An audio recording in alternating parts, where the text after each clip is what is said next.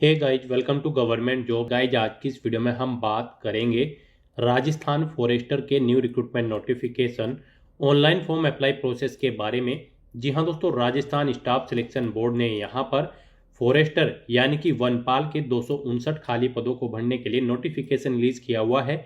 कैसे आप इस भर्ती में पार्टिसिपेट करने के लिए अपने फॉर्म अप्लाई कर सकते हो बिना कोई मिस्टेक किए हुए, इसकी पूरी जानकारी हम आपको स्टेप बाय स्टेप इस वीडियो में देंगे। बस आपको इस वीडियो को स्किप किए बिना शुरू से लेकर एंड तक देखना है। उसके बाद वीडियो पसंद आए तो इसे लाइक और शेयर कर दें। चैनल पर नए हो तो इसे सब्सक्राइब कर लें। साथ ही साथ आपको फॉर्म अप्लाई करते हुए जो जो भी प्रॉब्लम फेस हो रही है उन सभी का हल आपको इस वीडियो में मिल जाएगा। साथ ही हम आपको ये भी बताएंगे कि कौन सी वो कॉमन मिस्टेक है जिसे करने से आपका फॉर्म रिजेक्ट हो सकता है। यहाँ पर अब जब नए तरीके से फॉर्म भरा जा रहा है, कैसे आपको अपनी डॉक्यूमेंट्स की डिटेल देनी है, क्वालिफिकेशन कैसे देनी है, फोटो सिग्नेचर आपको कैसे अपलोड करने हैं, सभी जानकारी आपको स्टेप बाय स्टेप इस वीडियो में दी जाएगी। बस आपको एंड तक हमारे साथ इस वीडियो में बने रहना है। तो बिना कोई वक्त गंवाए चलिए शुरू करते हैं। आपको इस वीडियो के डिस्क्रिप्शन बॉक्स में हमारी वेबसाइट IND-sarkari-naukri.in के इस पेज का लिंक मिल जाएगा। यहाँ पर आपको इस भर्ती के रिगार्डिंग सभी डिटेल्स प्रोवाइड कर दी गई है। Rajasthan staff selection board RSSB ने कुछ दिनों पहले फॉरेस्टर यानी कि वनपाल के 259 खाली पदों को भरने के लिए नोटिफिकेशन रिलीज किया था। यहाँ पर आप 4 फरवरी 2026 तक अपने फॉर्म अप्लाई कर सकते हैं। कुछ ही दिन शेष है, जल्द से जल्द आप अपने फॉर्म अप्लाई कर लें। 25,500 रुपये प्रति महीना के हिसाब से सैलरी आपको इस पोस्ट के लिए प्रोवाइड कराई जाएगी। 12वीं पास कैंडिडेट अप्लाई कर सकते हैं। साथ ही साथ आपने यहाँ पर Rajasthan common eligibility test senior secondary 2024 यानी कि राजस्थान सीनियर सेकेंडरी CET 2024 भी क्वालिफाई कर रखा हो तो आप एलिजिबल हैं, अप्लाई कर सकते हैं। 18 से 40 साल आपकी आयु सीमा रखी गई है। जनरल OBC MBC के लिए 600 रुपये फीस है। SC ST EWS PWD के लिए 400, जो कि आप ऑनलाइन मोड से जमा करा सकते हो। सिलेक्शन यहाँ पर आपका written exam, physical standard test, physical efficiency test और स्पेशल एबिलिटी टेस्ट के आधार पर होगा। आप ऑल इंडिया से ऑनलाइन मोड में अप्लाई कर सकते हो। उसके लिए आपको इस पेज को नीचे स्क्रॉल डाउन करना है, इंपोर्टेंट लिंक सेक्शन में आना है, ऑफिशियल नोटिफिकेशन PDF लिंक पर क्लिक करके इस भर्ती के नोटिफिकेशन को ओपन कर लेना है और इसमें से आपको पूरी डिटेल रीड कर लेनी है। यहाँ पर आपको सभी डिटेल्स प्रोवाइड कर दी गई है, जैसे कि क्या पोस्ट का नाम है, कितनी उसके लिए नंबर ऑफ वैकेंसीज है, कैसे आप अप्लाई कर सकते हो, कब से कब तक आप अप्लाई कर सकते हो, क्या आपका एलिजिबिलिटी क्राइटेरिया होना चाहिए। पूरी जानकारी आपको इस नोटिफिकेशन में दे दी गई है। आप सभी डिटेल्स यहाँ से रीड करें, उसके बाद अपने फॉर्म अप्लाई कर लें। फॉर्म अप्लाई करने के लिए भी आपको हमारी वेबसाइट के इसी पेज पर ही अप्लाई ऑनलाइन का लिंक दिया गया है। जैसे ही आप इस लिंक पर क्लिक करेंगे आपके सामने राजस्थान सिंगल साइन ऑन का ये पोर्टल ओपन होगा। गाइड, यहाँ पर आने के बाद आपको अपनी SSO ID या फिर यूजर नेम एंटर करना है, अपना पासवर्ड आपको एंटर करना है, ये कैप्चा कोड आपको यहाँ पर एंटर करना है और उसके बाद लॉगिन की स्टेप पर क्लिक करते हुए आपको अपने डैशबोर्ड में लॉगिन करके अपना फॉर्म अप्लाई कर लेना है। यहाँ पर रजिस्ट्रेशन करने की आपको जरूरत नहीं है, क्योंकि जब आपने Rajasthan senior secondary CET 2024 exam में पार्टिसिपेट किया था तो उसके लिए भी आपने फॉर्म अप्लाई किए होंगे। उस समय आपने अपना रजिस्ट्रेशन किया होगा, तो वही यूजर ID, SSO ID और यूजर या फिर यूजर नेम एंटर करके अपना पासवर्ड एंटर करके आपको यहाँ पर लॉगिन कर लेना है और अपना फॉर्म अप्लाई करना है। तो अब यहाँ पर आपको लॉगिन करना है। लॉगिन करने के बाद आपके सामने कुछ इस तरह से इंटरफेस शो होगा। अब गाइस, यहाँ पर आपको रिक्रूटमेंट पोर्टल के इस ऑप्शन पर क्लिक करना है। लॉगिन करने के बाद आपको यहाँ पर अपने डैशबोर्ड में ऑन गोइंग रिक्रूटमेंट सेक्शन में आना है। और गाइज, अगर यहाँ पर आप ओल्ड यूजर है तो फिर आपके सामने यहाँ पर अपने डैशबोर्ड में लॉगिन करते ही कुछ इस तरह से इंटरफेस शो होगा। अब यहाँ पर आपको अपने OTR की कुछ बेसिक डिटेल्स एडिट करनी है। ये डिटेल आपको एक बार यहाँ पर प्रोवाइड करनी होगी। यहाँ पर सबसे पहले आपको अपनी मदर का नाम एंटर करना है, फिर आपकी बॉडी पर कोई कट या तिल का निशान है तो उस पैलेस का नाम देना है। अपना मैरिटल स्टेटस आपको सिलेक्ट करना है, आप मैरिड हो या फिर अनमैरिड। अपना परमानेंट एड्रेस यहाँ पर आपको एंटर कर देना है। फिर यहाँ पर आपसे पूछा गया कि क्या आप किसी स्पेशल कैटेगरी के अंतर्गत आते हैं, आप आर्म फोर्सेस सर्विस से बिलोंग करते हैं। अगर करते हैं तो यस ऑप्शन सेलेक्ट करेंगे, नहीं तो नो ऑप्शन आप सेलेक्ट कर लेंगे। उसके बाद यहाँ पर आपको अपना लेफ्ट थंब इम्प्रेशन अपलोड करना है। JPG फॉर्मेट में 20 KB से 50 KB के बीच में आपको अपना LTI यहाँ पर अपलोड करना है। उसके लिए आपको अपलोड के ऑप्शन पर क्लिक करना है, फाइल को सिलेक्ट कर लेना है और अपना लेफ्ट थंब इम्प्रेशन यहाँ पर आपको अपलोड कर देना है। इस तरह से ये फॉर्म फिल करने के बाद गाइज आपको यहाँ पर सबमिट के इस ऑप्शन पर क्लिक करके अपनी ये डिटेल सबमिट कर देनी है। ये यहाँ पर अगर आप ओल्ड यूजर है तो आपके सामने फॉर्म शो होगा और अगर आपने न्यू रजिस्ट्रेशन किया हुआ है तो फिर आपके सामने ये फॉर्म शो नहीं भी हो सकता है। तो यहाँ पर आपको अपनी डिटेल सबमिट कर देनी है। आपकी डिटेल सबमिट होने के बाद आपको आपके डैशबोर्ड में डायरेक्ट कर दिया जाएगा। फिर आपको अपने डैशबोर्ड में ऑन गोइंग रिक्रूटमेंट सेक्शन में आना है और यहाँ पर आने के बाद गाइज आपको फॉरेस्टर डायरेक्ट रिक्रूटमेंट 2026 के सामने अप्लाई नाउ के इस टैब पर क्लिक करना है। फिर आपके सामने कुछ इस तरह से पॉपअप होगा। अब यहाँ पर आपको अपना राजस्थान सीईटी 2024 सीनियर सेकेंडरी का एप्लीकेशन नंबर यहाँ पर एंटर करना है। और किसी कारणवश अगर आप अपना एप्लीकेशन नंबर भूल गए हैं तो आपको अप्लाई रिक्रूटमेंट के इस ऑप्शन पर क्लिक करना है। यहाँ पर आपने अप्लाई किया होगा सीनियर सेकेंडरी 2024 एग्जाम के लिए। वहां पर जाकर आपको एप्लीकेशन फॉर्म का प्रीव्यू चेकआउट कर लेना है और उसमें से आपको अपना एप्लीकेशन नंबर गेट कर लेना है और फिर उसे यहां पर आपको एंटर करके सबमिट के इस ऑप्शन पर क्लिक करना है। फिर आपके सामने कुछ इस तरह से इंटरफेस शो होगा। अब आपको दोबारा से यहाँ पर फॉरेस्टर की इस टैब पर क्लिक करना है और उसके बाद यहाँ पर आपके सामने कुछ इस तरह से इंटरफेस ओपन हो जाएगा। यहाँ पर आपका एप्लीकेशन फॉर्म स्टार्ट हो चुका है। कुछ चीजें यहाँ पर आपको ऑटोमेटिकली फीड मिल गई है जो आपके रजिस्ट्रेशन टाइम पे आपने प्रोवाइड कराई थी, वो यहाँ पर आपको कुछ चीजें ऑटोमेटिकली फीड मिल गई है। अब यहाँ पर आने के बाद बस आपको अपनी माता का नाम यहाँ पर एंटर करना है। फिर यहाँ पर आपको अपनी श्रेणी सिलेक्ट कर लेनी है। आप किस श्रेणी से बिलोंग करते हैं। राजस्थान स्टेट से अलग कैंडिडेट अगर अप्लाई करते हैं तो केवल जनरल कैटेगरी कैंडिडेट अप्लाई कर सकते हैं। फिर यहाँ पर अगर आप विशेष दिव्यांगजन श्रेणी के अंतर्गत आते हैं तो यहाँ पर आप ऑप्शन सिलेक्ट करें किस दिव्यांगजन श्रेणी के अंतर्गत आप आते हैं। नहीं आते हैं तो यहाँ पर आप नॉट एप्लीकेबल ऑप्शन सिलेक्ट कर लें। उसके बाद यहाँ पर आपको उप विशेष दिव्यांगजन श्रेणी सिलेक्ट करनी है अगर आप दिव्यांगजन श्रेणी के अंतर्गत आते हो। उसके बाद यहाँ पर आपको अपनी श्रेणी का प्रमाण पत्र संख्या देनी होगी और फिर आपको बताना होगा कि क्या आपको स्रोत लेखक की आवश्यकता है। अगर है तो यहाँ पर आप स्वयं उसकी प्रबंध करेंगे या फिर विभाग को उसका प्रबंध करना है, यहाँ पर आपको ऑप्शन मिल जाएगा। और गई अगर आप यहाँ पर विशेष दिव्यांगजन श्रेणी के अंतर्गत नहीं आते हो तो फिर आगे के ये ऑप्शन आपको यहाँ पर डिसेबल्ड कर दिए जाएंगे। उसके बाद यहाँ पर आपको अपना रिलीजन सिलेक्ट करना है, अपनी वैवाहिक स्थिति मैरिटल स्टेटस आपको बताना है, आप मैरिड हो या फिर अनमैरिड हो या फिर डाइवोर्स हो, आप अपने अकॉर्डिंग ऑप्शन सिलेक्ट करें। उसके बाद यहाँ पर अगर आप मैरिड हो तो यहाँ पर आपको अपने जीवित बालक की संख्या देनी है और आपको यहाँ पर आपका मोबाइल नंबर ऑटोमेटिकली फिर मिल जाएगा। अपना व्हाट्सएप मोबाइल नंबर देना चाहते हैं तो वो यहाँ पर आप दे सकते हैं।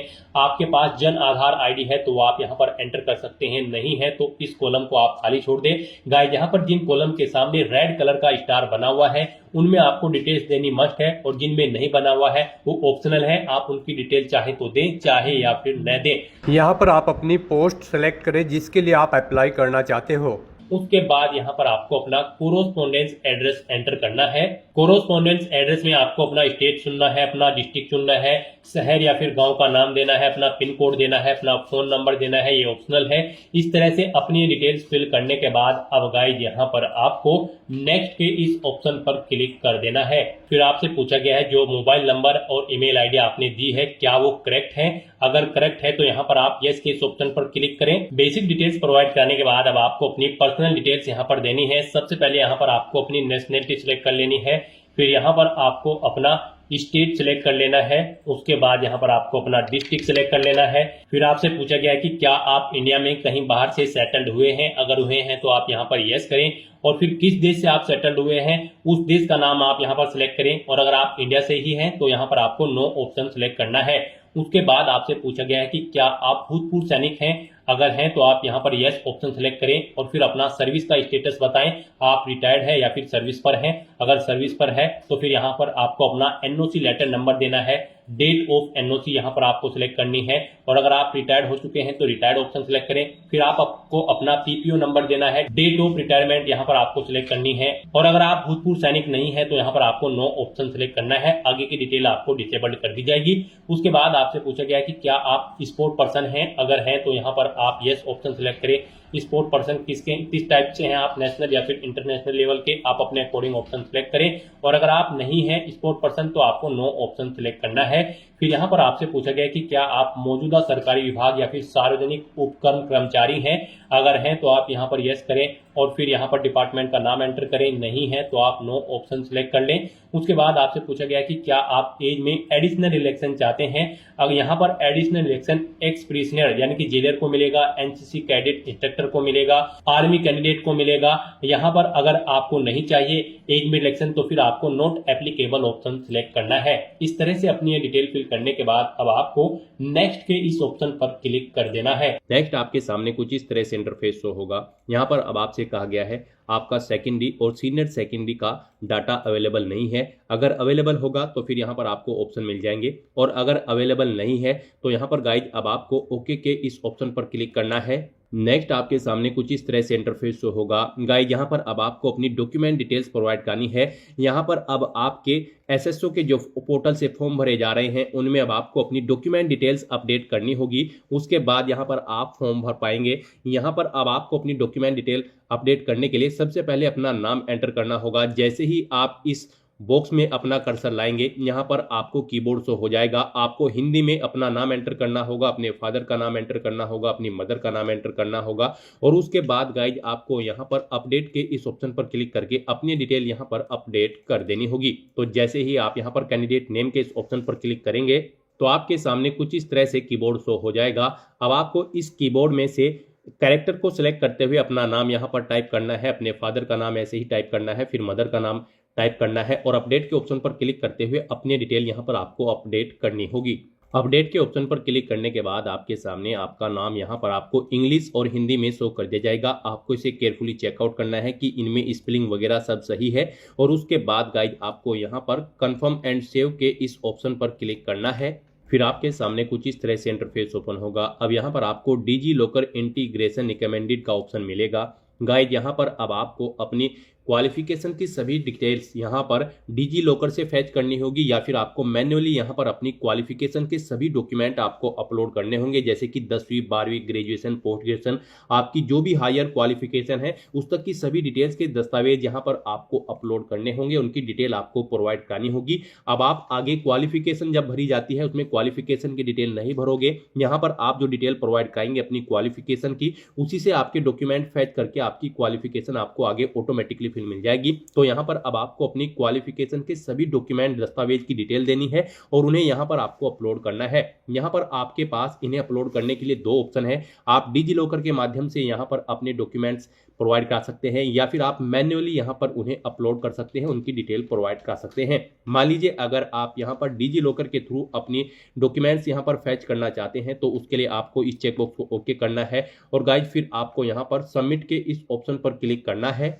गाइड डिजी लॉकर के थ्रू अगर आप अपने डॉक्यूमेंट्स की डिटेल यहाँ पर प्रोवाइड कराना चाहते हैं तो आप ग्रांट डिजी लॉकर एक्सेस इस ऑप्शन पर क्लिक करेंगे। फिर आपके सामने यहाँ पर डिजी लॉकर का ऑप्शन ओपन होगा, आपको डिजी लॉकर पर सबमिट कर दिया जाएगा। वहां पर आप अपना लॉगिन करके या फिर अकाउंट क्रिएट करके और अपने डॉक्यूमेंट्स वहां पर अपलोड करके आप यहाँ पर उन्हें अलाउ करेंगे, और डिजी लॉकर से आपके सभी डॉक्यूमेंट्स यहाँ पर फैच करके डिटेल आपकी प्रोवाइड कर दी जाएगी। अगर मान लीजिए आप डिजी लॉकर के थ्रू अपनी डिटेल नहीं देना चाहते हैं, आप मैन्युअली यहाँ पर अपने डॉक्यूमेंट्स की डिटेल देना चाहते हैं, तो फिर यहाँ पर आपको कैंसिल के इस ऑप्शन पर अब क्लिक करना है। गाइस यहाँ पर अगर आप अपने डॉक्यूमेंट मैन्युअली ऐड करना चाहते हैं तो कैंसिल के ऑप्शन पर क्लिक करके आपके सामने कुछ इस तरह से इंटरफेस शो होगा। अब यहाँ पर आपको नोट अपलोडेड के इस ऑप्शन पर क्लिक करना है डॉक्यूमेंट वैलिडेशन सेक्शन में, और उसके बाद गाइस आपको ऐड एजुकेशनल डॉक्यूमेंट्स आपको इस ऑप्शन पर क्लिक करना है।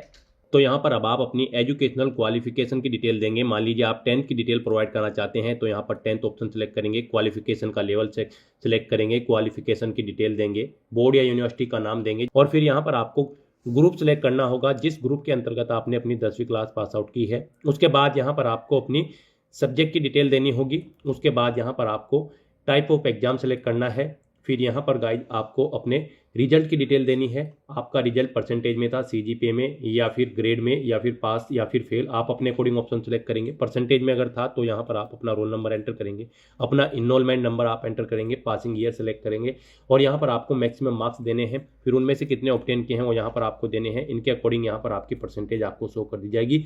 नंबर ऑफ अटेम्प्ट्स में यहाँ पर आपको बताना है कितनी बार में आपने यहाँ पर अपना 10वीं क्लास पास आउट की है। फिर यहाँ पर आपको अपनी मार्कशीट अपलोड करनी है। आपको चूज फाइल के ऑप्शन पर क्लिक करना है, फाइल को सिलेक्ट कर लेना है, और पीडीएफ फॉर्मेट में 400 केबी से कम साइज की फाइल यहाँ पर आपको अपनी मार्कशीट की अपलोड कर देनी है। उसके बाद आपके पास जो सर्टिफिकेट है 10वीं क्लास का वो भी आपको चूज फाइल के ऑप्शन पर क्लिक करके 400 केबी से कम पीडीएफ फॉर्मेट में यहाँ पर अपलोड कर देना है, और उसके बाद आपको यहाँ पर सेव मैन्युअली के इस ऑप्शन पर क्लिक करके अपनी डिटेल यहाँ पर सेव कर देनी है। इस तरह से यहाँ पर आप अपनी 10वीं क्लास की डिटेल सेव कर सकते हो। ऐसे ही यहाँ पर आप अपनी 12वीं क्लास की, ग्रेजुएशन की, पोस्ट ग्रेजुएशन की, या फिर आपके पास जो भी सर्टिफिकेट है या फिर डिप्लोमा है उसकी डिटेल यहाँ पर आपको ऐड कर देनी है। गाइस यहाँ पर आप जिस भी पोस्ट के लिए अप्लाई कर रहे हैं उस पोस्ट के लिए जो रिक्वायर्ड क्वालिफिकेशन है वो सभी यहाँ पर आपको 1 बाय 1 करके ऐड कर देनी है। इस तरह से यहाँ पर आपको अपनी एजुकेशनल क्वालिफिकेशन की डिटेल देनी है और अपने एजुकेशनल क्वालिफिकेशन के डॉक्यूमेंट्स यहाँ पर आपको अपलोड कर देने हैं 1 बाय 1 करके।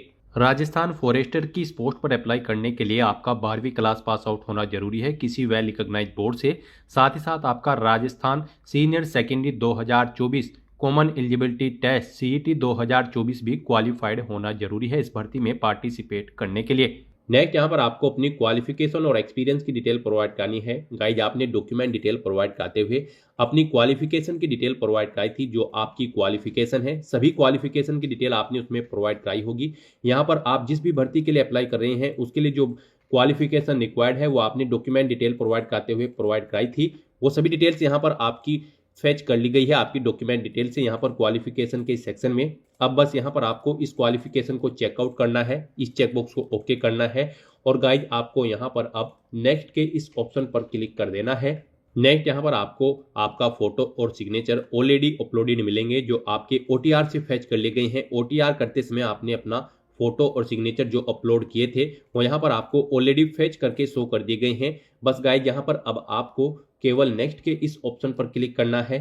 नेक्स्ट यहाँ पर आपको अपनी प्रेफरेंस प्रोवाइड करनी है। यहाँ पर आपको सिलेक्ट करना है आप जिस नंबर पर प्रेफरेंस देना चाहते हैं उस ऑप्शन को उस नंबर पर सिलेक्ट करें। यहाँ पर 1 बाय 1 करके आपकी प्रेफरेंस ऐड हो जाएगी। यहाँ पर आप जिस ऑप्शन को जिस नंबर पर सिलेक्ट करेंगे उस नंबर पर आपकी प्रेफरेंस यहाँ पर सेट हो जाएगी। इस तरह से अपनी प्रेफरेंस प्रोवाइड करने के बाद फिर आपको यहाँ पर नेक्स्ट के इस ऑप्शन पर क्लिक करना है। नेक्स्ट आपको आपके एप्लीकेशन फॉर्म का पूरा प्रीव्यू शो कर दिया गया है। आपको सभी डिटेल्स केयरफुली चेकआउट करनी है। पेज को नीचे स्क्रॉल डाउन करना है, डिक्लेरेशन सेक्शन में आना है, इस चेकबॉक्स को आपको ओके करना है। कहीं पर कोई मिस्टेक है तो आप अपडेट के इस ऑप्शन पर क्लिक करके अपने फॉर्म में आप चेंज आउट कर सकते हो और अगर सभी चीजें ओके हैं तो बस यहाँ पर अब आपको अपना फॉर्म सबमिट कर देना है। उसके लिए आपको फाइनल सबमिट के स्टेप पर क्लिक करना है और अपना फॉर्म सबमिट कर देना है। उसके बाद आपके सामने ये पॉपअप शो होगा। यहाँ पर आकर आपको इस चेकबॉक्स को ओके करना है। फिर आपको सेंड OTP के ऑप्शन पर क्लिक कर देना है। उसके बाद आपके रजिस्टर्ड मोबाइल नंबर और ईमेल आईडी पर एक OTP सबमिट किया गया है। वो OTP आपको यहाँ पर एंटर करना है और उसके बाद यहाँ पर आपको वेरीफाई OTP के ऑप्शन पर क्लिक कर देना है। इस तरह से यहाँ पर आपका एप्लीकेशन फॉर्म सक्सेसफुली सबमिट हो चुका है। अब यहाँ पर प्रिंट के इस ऑप्शन पर क्लिक करके आप अपने एप्लीकेशन फॉर्म का एक हार्ड कॉपी प्रिंट आउट ले सकते हो फ्यूचर यूज के लिए, फ्यूचर रेफरेंस के लिए। तो दोस्तों ऐसे आप राजस्थान फॉरेस्टर वनपाल की इस भर्ती के लिए अपने फॉर्म अप्लाई कर सकते हो बिना कोई मिस्टेक किए हुए। आज की इस वीडियो में बस इतना ही। आई होप ये वीडियो आपको पसंद आई होगी। अगर पसंद आई हो तो इसे लाइक और शेयर करें। चैनल पर नए हो तो इसे सब्सक्राइब कर लें। Thanks for watching.